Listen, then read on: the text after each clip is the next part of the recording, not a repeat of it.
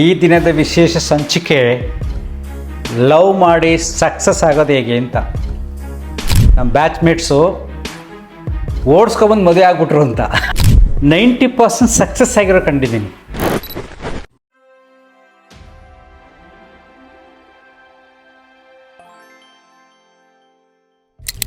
ನಮಸ್ಕಾರ ಸ್ನೇಹಿತರೆ, ಈ ದಿನದ ವಿಶೇಷ ಸಂಚಿಕೆ ಲವ್ ಮಾಡಿ ಸಕ್ಸಸ್ ಆಗೋದು ಹೇಗೆ ಅಂತ. ನನ್ನ ತಮ್ಮನ ಮಗ MSc ಮಾಡ್ತಾ ಇದ್ದಾನೆ. ಅವನು ಸಡನ್ನಾಗಿ ಹೇಳ್ದ, ದೊಡ್ಡಪ್ಪ 3 ಜನ ನಮ್ಮ ಹುಡುಗರು ನಮ್ಮ ಬ್ಯಾಚ್ಮೇಟ್ಸು ಓಡಿಸ್ಕೊಬಂದು ಮದುವೆ ಆಗ್ಬಿಟ್ರು ಅಂತ. ನಗು ಬಂತು. ಅದನ್ನು ಮನೇಲಿ ಒಪ್ಪಿಲ್ಲ.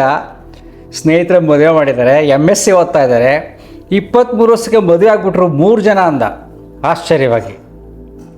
ಆಗ ನಾನು ಹೇಳಿದೆ, ಇದೇನು ವಿಶೇಷ ಅಲ್ಲಪ್ಪ, ಹಿಂದಿನ ಕಾಲದಲ್ಲಿ ಈ ರೀತಿಯಾದ ಬೇಕಾಷ್ಟು ನಡೆದಿರ್ತವೆ. ಆದರೆ ನಾನು ಈ ವಿಡಿಯೋ ನಿಮ್ಗೆ ಯಾಕೆ ಮಾಡಿದೆ ಅಂದರೆ, ನಾ ಕಂಡಂಗೆ ನನ್ನ ಜೀವನದಲ್ಲಿ ಈ ರೀತಿಯಾಗಿ ಲವ್ ಮಾಡಿ ಮನೆಯವ್ರು ಆಪೋಸ್ ಮಾಡಿಕೊಂಡು ಹೊರಗಡೆ ಬಂದು ಮದುವೆ ಆಗಿ 90% ಸಕ್ಸಸ್ ಆಗಿರೋ ಕಂಡಿದ್ದೀನಿ. 10% ಮಾತ್ರ ಫೇಲ್ಯೂರ್ ಆಗಿದ್ದಾರೆ, 90% ಸಕ್ಸಸ್ ಆಗಿದ್ದಾರೆ. ಸೊ ಈ ಸಕ್ಸಸ್ ಸೂತ್ರ ಏನು ಅನ್ನತಕ್ಕಂಥದ್ದನ್ನು ನಮ್ಮ ಯುವಕರಿಗೆ ತಿಳಿಸ್ಬೇಕು ಅಂತ ನಾನು ಈ ವಿಡಿಯೋ ಮಾಡಿದೆ. ನೋಡಿ, ಲವ್ ಮಾಡಬೇಕಾದ್ರೆ ಮೊದಲು ನಾವು ಹೇಗೆ ಲವ್ ಮಾಡ್ತೀವಿ? ಆಕರ್ಷಣೆಯಿಂದ ಲವ್ ಮಾಡ್ತೀವ? ಬ್ಯೂಟಿಫುಲ್ ಆಗಿದ್ದಾಳೆ ಹುಡುಗಿ ಅಥವಾ ಹುಡುಗ ಬ್ಯೂಟಿಫುಲ್ ಆಗಿದ್ದಾನೆ, ಅವನ ಹತ್ರ ಹಣ ಇದೆ, ಸೊ ಸುಖವಾಗಿರ್ಬೋದು, ಮಜಾ ಮಾಡ್ತಾ ಇದ್ದೀವಿ, ಹೊರಗಡೆ ಕರ್ಕೊಂಡು ಹೋಗ್ತಾನೆ, ಆ ರೀತಿಯಾದ ಲವ್ ಮಾಡಿದ್ರೆ 10% ಫೇಲು ಅಂತ ಹೇಳಿದ್ನಲ್ಲ, ಆ ಗುಂಪಿಗೆ ಸೇರ್ಕೊತಾರೆ. 90% ಲವ್ ಮ್ಯಾರೇಜ್ ಸಕ್ಸಸ್ ಆಗಬೇಕು ಅಂದರೆ ಮೊದಲನೇದು ಗುಣ ನೋಡಿ ನಾವು ಪ್ರೀತಿಸಬೇಕು. ಯಾವ ಗುಣ? ಇದು ತುಂಬ ಮುಖ್ಯ. ಮೊದಲನೇದು ನಿಮಗಿಷ್ಟವಾದ ಗುಣಗಳು. ಯಾವುದು ನಿಮಗಿಷ್ಟವಾದ ಗುಣಗಳು? ಅವನು ಮಾಡತಕ್ಕಂಥ ಶ್ರದ್ಧೆಯ ಕೆಲಸ, ಅವನ ತಾಳ್ಮೆ, ಅವನ ಬುದ್ಧಿವಂತಿಕೆ, ಅವನ ಸಹಬಾಳ್ವೆ, ಎಲ್ಲರ ಜೊತೆ ಹೇಗೆ ಬದುಕ್ತಾ ಇದ್ದಾನೆ, ಅವನ ವ್ಯಕ್ತಿತ್ವ, ಅವನ ಪರ್ಸನಾಲಿಟಿ, ಈ ಗುಣಗಳು ನಿಮಗೆ ಆಕರ್ಷಣೆಯಾದರೆ ಅದರಲ್ಲಿ ಸಕ್ಸಸ್ ರೇಟ್ ಜಾಸ್ತಿ ಇರುತ್ತೆ. ಮೊದಲು ಗುಣಗಳು ಚೆನ್ನಾಗಿರಬೇಕು, ಗುಣಗಳತ್ತ ನಾವು ಆಕರ್ಷಿತರಾಗಬೇಕು, ಅದು ರಿಯಲ್ ಲವ್. ಗುಣ ಆದಮೇಲೆ ನೆಕ್ಸ್ಟ್ ಹಣ ಬರುತ್ತೆ. ಹಣ ಅಂದರೆ ಪ್ರೀತಿಸಿ ಮದುವೆ ಆದವ್ರಿಗೆ ಲವ್ನಲ್ಲಿ ಯಾವುದೇ ಆಗಲಿ ಮೊದಲು ಸಂಘರ್ಷಗಳು ಇದ್ದೇ ಇರ್ತವೆ, ಎಲ್ಲ ಕಡೆ ಇರುತ್ತೆ. ನಾವು ಬದುಕಿಗಾಗಿ ಹಣವನ್ನು ಹೇಗೆ ಸಂಪಾದನೆ ಮಾಡ್ತೀವಿ, ನಮ್ಮ ಅರ್ಹತೆಯನ್ನು ಹೇಗೆ ನಾವು ಜಾಸ್ತಿ ಮಾಡ್ಕೊತೀವಿ. ಫಾರ್ ಎಕ್ಸಾಂಪಲ್, ಅವರು MSc ಓದ್ತಿದ್ದಾರೆ ಅಂತೇಳಿ ಓದಿದ ಮೇಲೆ ವಾಟ್ ನೆಕ್ಸ್ಟ್? ಸೊ ಈಗ ನಾವು ಲವ್ ಮಾಡಿ ಮದುವೆ ಆಗ್ಬಿಟ್ಟಿದ್ದೀವಿ, ಎಲ್ಲರೂ ನಮ್ಮ ಕಡೆ ನೋಡ್ತಾ ಇದ್ದಾರೆ, ನಮ್ಮ ಫ್ಯಾಮಿಲಿಗಳು, ಅವ್ರ ಫ್ಯಾಮಿಲಿಗಳು, ಸಮಾಜ, ಸ್ನೇಹಿತರು ಎಲ್ಲರೂ ನಮ್ಮನ್ನು ನೋಡ್ತಾ ಇರಬೇಕಾದಾಗ ಅವರ ಮುಂದೆ ನಾನು ಪುಟಿದೇಳಬೇಕು ಅಂದರೆ ಈಗ ನೀವು ಜಾಸ್ತಿ ಕಾನ್ಸಂಟ್ರೇಟ್ ಮಾಡಿ ಓದಬೇಕು. ಇಬ್ಬರು ಕೂಡ ಚೆನ್ನಾಗಿ ಓದಬೇಕು, ರ್ಯಾಂಕ್ ತಗೋಬೇಕು, ಕಾಂಪಿಟೇಟಿವ್ ಎಕ್ಸಾಮಿನೇಷನ್ ಬರೀಬೇಕು, ಸಕ್ಸಸ್ ಆಗಬೇಕು. ಅಷ್ಟು ತಾಳ್ಮೆ ಬರಬೇಕು ನಿಮಗೆ. ಯಾಕೆಂದರೆ ಹಣ ತುಂಬ ಮುಖ್ಯ. ಗುಣವನ್ನು ಕಾಪಾಡ್ಕೋಬೇಕು ಅಂದರೆ ಹಣ ಜೊತೆಗಿರಬೇಕು. ಈಗ ರಿಯಲ್ ಸ್ಟಡೀಸ್ ಆಗೋದು, ಬದುಕಿನ ನಿಜವಾದ ಟೆಸ್ಟ್ ಶುರುವಾಗೋದು ಹೀಗೆ ಮದುವೆ ಆದಮೇಲೆ. ಆ ರೀತಿ ಸಕ್ಸಸ್ ನಾನು ತುಂಬ ಜನಗಳನ್ನು ನೋಡಿದ್ದೀನಿ, ಏನು ಇಲ್ಲದೆ ಬಂದು ಕೋಟ್ಯಾಧಿಪತಿಗಳಾಗಿದ್ದಾರೆ ಬೆಂಗಳೂರಿನಲ್ಲಿ. ಸೊ ನಾವು ಈಗ ಆ ಹುಡುಗರು ಏನು ಮಾಡಬೇಕು? ಏಕಾಗ್ರತೆಗೊಳಿಸಿ ಕಾಂಪಿಟೇಟಿವ್ ಎಕ್ಸಾಮಿನೇಷನ್ಸ್, ದೊಡ್ಡ ದೊಡ್ಡ ಎಕ್ಸಾಮ್ಸ್ಗಳನ್ನು ತಗೊಂಡು ಆ ಕಡೆ ಗಮನ ಹರಿಸ್ಬೇಕು. ನೆಕ್ಸ್ಟ್ ನೋಡಿ, ಇದು ತುಂಬ ಮುಖ್ಯ. ಎಲ್ಲ ಯುವ ಜೋಡಿಗಳು ಗಮನ ಹರಿಸ್ಕೊಳ್ಳಿ. ನೀವು ಪ್ರೀತಿಸಿ ಮದುವೆ ಆದ ಕೆಲ ದಿನಗಳು ಮಾತ್ರ ಆಕರ್ಷಣೆಯಲ್ಲಿ ಸುಖದ ಅರಿವು ಇರುತ್ತೆ. ಆಮೇಲೆ ನಿಜವಾದ ಬದುಕು ಪ್ರಾರಂಭ ಆಗುತ್ತೆ. ಯಾವ್ಯಾವ ಸ್ತರಗಳಲ್ಲಿ ಎಲ್ಲೆಲ್ಲಿ ಹೋಗ್ತಿರೋ ಎಲ್ಲ ಸಮಸ್ಯೆಗಳು ಬರುತ್ತೆ, ಅದನ್ನು ಎದುರಿಸಿ ಜೊತೆಯಲ್ಲಿ ನಾವು ಇರ್ತೀವಿ, ನಾವು ಸಕ್ಸಸ್ ಆಗಿ ತೋರಿಸ್ತೀವಿ ಅನ್ನತಕ್ಕಂಥ ಛಲ ನಿಮಗೆ ಬರಬೇಕು. ಇವೆಲ್ಲವೂ ಬರುವಾಗ ವ್ಯಕ್ತಿಗಳಲ್ಲಿ ಯಾವುದೇ ರೀತಿಯಾದ 3 ಗುಣಗಳು ಬಂದರೆ ಅವನು ಹಾಳಾಗ್ಬಿಡ್ತಾನೆ. ಮೊದಲನೇದು ಚಟ. ಯಾವುದೇ ಚಟಗಳಿಗೆ ಅವನು ದಾಸನಾಗಬಾರದು. ಯಾಕೆ ಜೀವನದ ಸಕ್ಸಸ್ ಆಗಬೇಕು ಅಂದರೆ ಸಕ್ಸಸ್ನ ಬ್ರೇಕ್ ಮಾಡೋದೇ ಚಟ. ಯಾವುದೇ ಚಟವಾಗಲಿ, ಮದ್ಯಪಾನದ ಚಟ, ಡ್ರಗ್ಸ್ ಆಗಿರಲಿ, ಬೇರೆ ಯಾವುದೇ ಚಟವಾಗಿರಲಿ, ಚಟ ಬಂದರೆ ನಿನ್ನ ಸಕ್ಸಸ್ಗೆ ಅದು ಅಡ್ಡ ಬರುತ್ತೆ. ಚಟ ಆದಮೇಲೆ next comes is very important, is called ಹಠ. ದಟ್ ಈಸ್ ಕಾಲ್ಡ್ ಈಗೋ. ಅಹಂ ಅಹಂಕಾರ ಸಂಬಂಧಗಳಲ್ಲಿ ಬಂದರೆ ಯಾವುದೇ ಆಗಲಿ ಎಲ್ಲ ಸಂಬಂಧಗಳು ನಶಿಸಿ ಹೋಗುತ್ತೆ. ಸೊ ಅಹಂಕಾರ ಸಂಪೂರ್ಣವಾಗಿ ಬಿಟ್ಟು ಶರಣಾಗತಿ ಆಗಬೇಕು. ಮನಸ್ಸು ಸಮಾಧಾನ ಇಟ್ಕೋಬೇಕು. ಖುಷಿಯಿಂದ ಮನಸ್ಸಿರಬೇಕು. ಸಣ್ಣ ಸಣ್ಣ ವಿಚಾರಗಳಲ್ಲೂ ಕೂಡ ಮನಸ್ಸನ್ನು ಕೆಡಿಸ್ಕೋಬಾರ್ದು. ಅಹಂಕಾರಕ್ಕೆ ಸಿಲುಕಬಾರ್ದು, ಕೊರಗಬಾರ್ದು. ಈ ರೀತಿಯಾದ ಮನಸ್ಥಿತಿ ಇದ್ದಾಗ ಪ್ರೀತಿ ಅಲ್ಲಿ ಬೆಳೆಯುತ್ತೆ.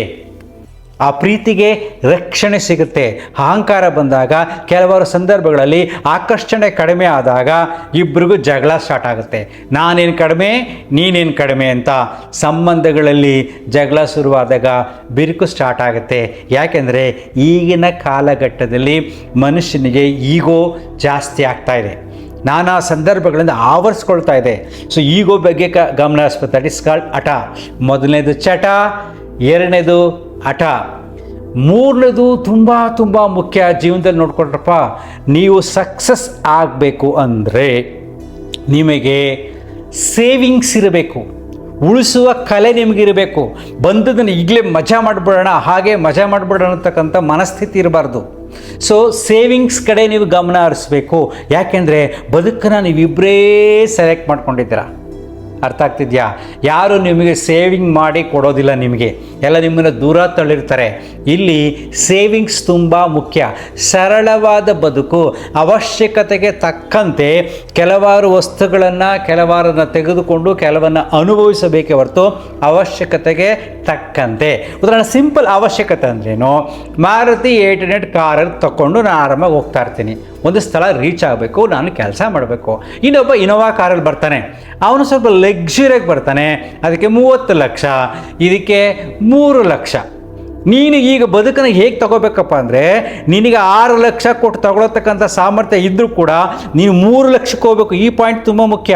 ನಿನಗೆ ಕೆಪಾಸಿಟಿ ಇದೆ, 6 ಲಕ್ಷ ಕೊಟ್ಟು ಕಾರ್ ತೊಗೋಬೋದು ಅಥವಾ 10 ಲಕ್ಷ ಕೊಟ್ಟು ತೊಗೋಬೋದು, ಲೋನ್ ಮಾಡಿ ಬೇಕಾದ್ರೆ ಇನೋವಾನು ತೊಗೋಬೋದು ಅಂತ ಮನಸ್ಥಿತಿ ಇದ್ದಾಗ ನೀನು ಇನೋವಾಗಿ ಹೋಗ್ಬೇಡ. ಯಾಕೆ ನಿನ್ನ ಬದುಕು ಇನ್ನೂ ಸ್ಥಿರವಾಗಿಲ್ಲ. 3 ಲಕ್ಷದ ಕಾರ್ ತೊಗೊಂಡು ಉಳಿದ ಹಣವನ್ನು ಸೇವಿಂಗ್ ಮಾಡಿಕೊಂಡು ಲೋನ್ ಕಟ್ಟದೆ ನೀನು ಬಿಸ್ನೆಸ್ ಮಾಡ್ತಾ ಹೋಗು ಅಥವಾ ಬದುಕು ನಿರೂಪಿಸ್ಕೋತಾ ಹೋಗು. ಆಗ ನೀವು ಸಕ್ಸಸ್ ಆಗ್ತೀರಾ. ಕೆಲವು ದಿನಗಳಾದ ಮೇಲೆ, ಕೆಲವು ವರ್ಷಗಳಾದ ಮೇಲೆ ನೀವು ಇನೋವಾ ಬೇಕಾದ್ರೂ ತೊಗೋಬೋದು, ಏನು ಬೇಕಾದ್ರೂ ತೊಗೋಬೋದು. ಇದೂ ತುಂಬ ಮುಖ್ಯ. ಅದಕ್ಕೆ ನಾನು ಪ್ರೀತಿಸ್ತಕ್ಕಂಥ ಹುಡುಗರಿಗೆ ಈ 3 ಸೂತ್ರಗಳನ್ನು ನಾನು ನಿಮ್ಗೆ ಕೊಡ್ತಾ ಇದ್ದೀನಿ. ಇದನ್ನೇ ಫಾಲೋ ಮಾಡಿ. ನೆಕ್ಸ್ಟು ಇದು ಜನರಲಾಗಿ ನೀವು ಯೋಚನೆ ಮಾಡ್ತಾ ಹೋಗಿ. ನೋಡ್ರಪ್ಪ, ಈಗಿನ ಕಾಲಘಟ್ಟದಲ್ಲಿ ಪ್ರೀತಿಸಿ ಮದುವೆ ಆದವರು ಜಾತಿ ಬಗ್ಗೆ, ಬೇರೆ ವಿಚಾರಗಳ ಬಗ್ಗೆ, ಅವ್ರಿವ್ರ ಬಗ್ಗೆ ತಲೆ ಕೆಡಿಸ್ಕೊಳ್ಳೋಕೆ ಹೋಗಬೇಡಿ. ನೀವು ಸಕ್ಸಸ್ ಆದಾಗ ಜಾತಿನೂ ಮರ್ತೋಗುತ್ತೆ. ನಿಮ್ಮ ಅಪ್ಪ ಅಮ್ಮನೂ ಕೂಡ ನಿಮ್ಮನ್ನು ಪ್ರೀತಿಸ್ತಾರೆ, ನಿಮ್ಮ ನೆಂಟರ ಹತ್ರ ಕೂಡ ನಿಮ್ಮನ್ನು ಪ್ರೀತಿಸ್ತಾರೆ, ಗೌರವಿಸ್ತಾರೆ. ಯಾವಾಗ ನೀವು ಸಕ್ಸಸ್ ಆದರೆ ಮಾತ್ರ. ಫೇಲ್ಯೂರ್ ಆದರೆ ಎಲ್ಲರೂ ಕಂಡೆಮ್ ಮಾಡ್ತಾರೆ. ಎಲ್ಲ ಜಾತಿ ಮೇಲೆ ಎದ್ದು ಬರುತ್ತೆ, ನಿನ್ನ ಬಡತನ ಮೇಲೆ ಎದ್ದು ಬರುತ್ತೆ, ನಿನ್ನ ಪ್ರೀತಿನ ಕಂಡೆಮಾಗಿ ಕಾಣ್ತಾರೆ. ಅದಕ್ಕೆ ಸಕ್ಸಸ್ ಆಗಬೇಕು. ಬದುಕಿನಲ್ಲಿ ಸಕ್ಸಸ್ ಆಗಬೇಕು ಅಂದರೆ ಈ ಸೂತ್ರಗಳನ್ನ ಹೇಳಿದ್ನಲ್ಲ, ಆ ಸೂತ್ರಗಳನ್ನು ಪರಿಪಾಲನೆ ಮಾಡಿ ನೀವು ಪ್ರೀತಿಸಿ ಮದುವೆಯಾಗುವುದು ತಪ್ಪಲ್ಲ. ಪ್ರೀತಿಸಿದ ಮೇಲೆ ಪ್ರೀತಿಯನ್ನು ಅರ್ಥ ಮಾಡಿಕೊಂಡು ಬದುಕಿಗೆ ಪ್ರೀತಿಯನ್ನು ತುಂಬಿ ಬದುಕುವುದು ನಿಜವಾದ ಬದುಕು. ಆ ಕಡೆ ಗಮನ ಹರಿಸಿ ಸಂತೋಷವಾಗಿ ಕ್ಷಣವನ್ನು ಅನುಭವಿಸಿ ನಿಜವಾದ ಪ್ರೀತಿಯ ಅನುಭವಿಸೋಕ್ಕೆ ಬೇರೆ ಏನು ಜಾಸ್ತಿ ವಸ್ತುಗಳೇನೇನು ಬೇಕಾಗಿಲ್ಲ. ನಿಮ್ಮ mutual respect and understanding and acceptance and dedication, ಶ್ರದ್ಧೆ, ಇವು ತುಂಬ ಮುಖ್ಯ. ಅದನ್ನು ನೀವು ಅರ್ಥಕೊಂಡ್ರೆ ಬದುಕು ಸೊಗಸಾಗಿರುತ್ತೆ, ಏನು ಕಷ್ಟ ಆಗೋದಿಲ್ಲ. ನಾನು ಜೀವನದಲ್ಲಿ ತುಂಬ ಜನ ನೋಡಿದ್ದೀನಿ. ಸಾಧ್ಯ ಆದರೆ ನಿಮ್ಮ ಸಂಸಾರದಲ್ಲಿ ಆರಾಮ ನಿಮ್ಮ ಮಾತು ಕೇಳೋರಾದರೆ ಅಲ್ಲಿ ಸೇರಿಕೊಂಡಿದ್ರೆ ಮದುವೆಗೆಲ್ಲ ಖರ್ಚು ಮಾಡ್ತಾಯಿದ್ರಲ್ಲ, ಹುಡುಗಿ ಕಡೆ ಎಷ್ಟು ಖರ್ಚು ಮಾಡ್ತಾಯಿದ್ರು, ಹುಡುಗನ ಕಡೆ ಎಷ್ಟು ಖರ್ಚು ಮಾಡ್ತಾಯಿದ್ರು, ಆ ಹಣವನ್ನು ಇನ್ವೆಸ್ಟ್ಮೆಂಟಾಗಿ ಉಪಯೋಗಿಸ್ಕೊಳ್ಳಿ.